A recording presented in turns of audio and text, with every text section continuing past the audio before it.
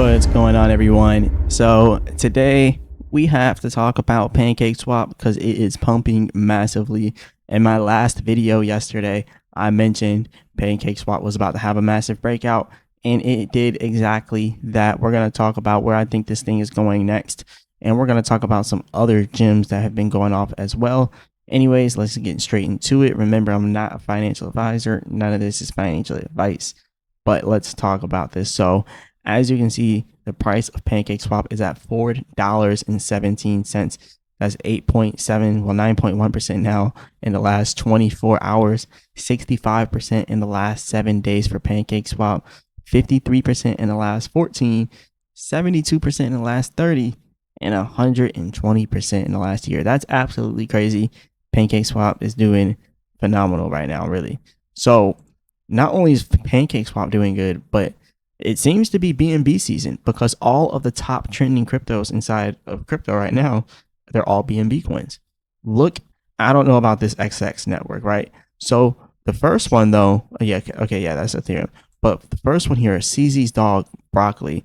This is a BNB project, and this project is going crazy. I'll make a whole separate video talking about this, but this project is going crazy. Then we have PancakeSwap going crazy. Then what? BNB going crazy. What is Aster doing? Going crazy. All of the BNB projects are doing big numbers right now. This is another BNB project. So we have so many different BNB projects just taking over right now, and they're all trending. So this is pretty big.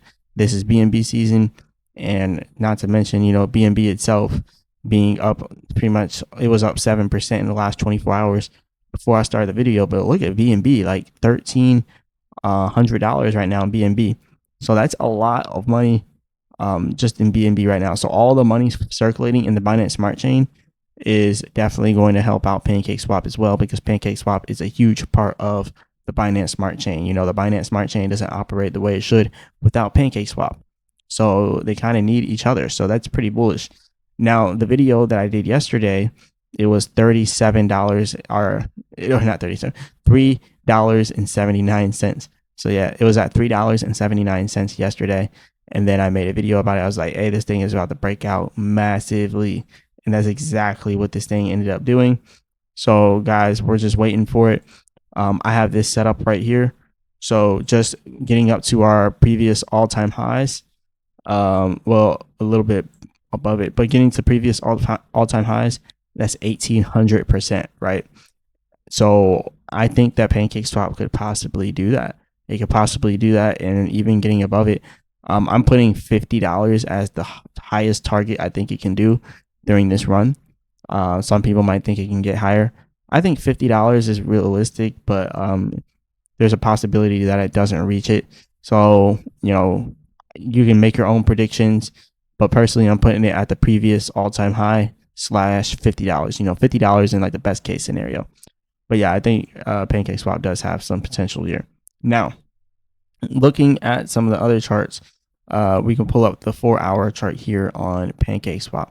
So you can actually see a lot of buying pressure here on the MACD. That's pretty good. But it does look like on a % trend exhaustion, we are due for a pullback. It does look like it's over exhausted to the upside. So it looks very, very similar to what we just came from, actually. This right here looks very similar to this right here. Actually, almost too similar in a way, right? Almost too similar in a way. I mean, a few things are different about it. But yeah, I think if this same thing happens again, we could see a pullback inside of PancakeSwap. So I would say prepare for it to pull back to the last support / resistance area, which $3.40 seems solid, or maybe even up here closer to $3.70. And I'll kind of show you why here. So if we pull that up at $3.70, you can see there's two ranges where we had resistance right here and right here. It's very hard to see, but if I scroll all the way in here, you can see that that was a resistance area. After a breakout, we used it as a resistance area, try to retest it, but got rejected here. And then you can also see the same thing is more than likely true for the one all the way down here that we're seeing now. So we see we tried to retest it, boom, and then we tried to test that resistance, it got rejected there. So that is probably going to be where the support is. There was also support for it right here. So if PancakeSwap were to pull back, we're looking for $3.70. That'd probably be a good accumulation area because it does look like we are in a straight uptrend here. So let me kind of show you guys what I'm looking at here. So this is what I'm looking at. Something like this seems very possible. So don't count anything out. But yeah, it does look like PancakeSwap is doing something like this. So maybe going up a little bit more, maybe getting rejected at 470 something, pulling back, hitting this area down here, the support around 370, and then continuing up higher. And then that right here, it should be where the breakout actually is. So yeah, this right here should be where the breakout actually happens. $4.75 after that should be a nice rally upwards. Now, where is it going to stop? So that is a good question. We can go ahead and bring back up the daily chart now here and look all the way back here. So the last time we had any activity here, this $5.41 was both support and resistance. And you can see that clearly right here. All right. Boom. Well, $5.33, give or take. Yeah, $5.33. So right in that area, we had support and we had resistance. So that is going to mark the next area for resistance for us. And you guys can kind of see how I break down things here. This is how I do it before I make the video. I'll go ahead and do this, but I decided to do this during the video so you guys can see how my brain works during like a technical analysis. I'm looking at all levels. Some people like to do things manually, or I mean, some people like to do things automatically, like with indicators, which I use indicators, but I also like to break things down manually like this. This is what really helps you become a better trader when you start to try to spot these levels, because look at the area I just now did here. We have support, we have resistance, we have more resistance, more support. So this is a very supportive area of PancakeSwap, $7.14.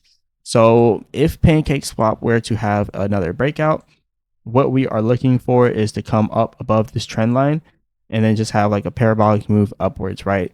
So coming up above this and then possibly pulling back to the trend line and then having an even larger breakout to like 535, maybe trading sideways for a little bit like this, and then, you know, starting to create higher highs. That's a possibility that we could end up seeing, and then higher highs should start to be created.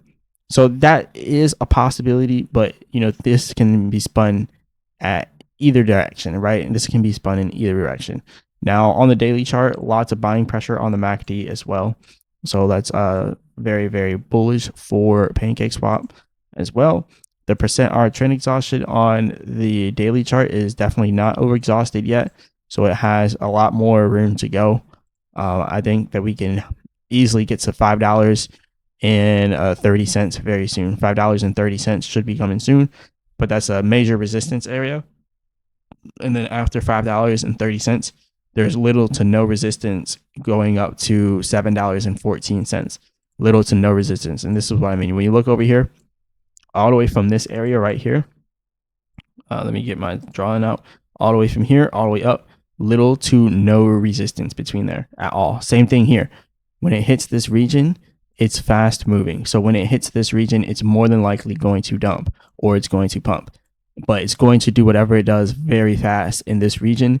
This area, you can call it like a liquidity zone. This area, when PancakeSwap gets here, massive volume comes through, right? And doesn't leave any room for like supports and stuff. Now you can look at micro support lines, and there is one right here.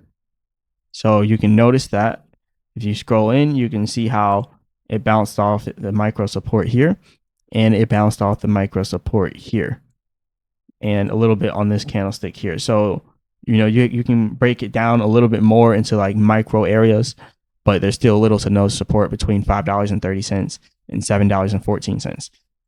But you have that one micro resistance area around $6.18, well, $6.12. So that's pretty much what we got here for PancakeSwap. We should definitely have a nice move to the upside here. And then we have some more resistance areas on here as well. This is probably the better one right here. $9.98. I wanted to say $10, even though $10 is technically not the level, but it is. All right, so $10. But anyways, I just wanted to say $10. But yeah, this is also an area, and I can show you why. We can zoom in a little bit here. So yeah, it is pretty much on there, just shy of hitting that target here, but it did get rejected at the resistance there, at the $10 resistance. $10 support right there, $10 support there, support, support, support. Every single time it gets in this area, it's a high volume area, so that is very, very, very good. Well, very bad for resistance, but on the way up, that's going to be a level that we're going to have to watch out for, is $10. So yeah, I'm kind of seeing PancakeSwap, above $10 too. So I think this thing can happen quick. And these are just the resistance levels that we have to watch out on the way up. And like I said, I break it down by I literally break it down manually and go back to all of the levels. So if you guys want to rewind this video or just save it to a playlist, you can. And then you can just save this spot of the video so you know where all of these levels are.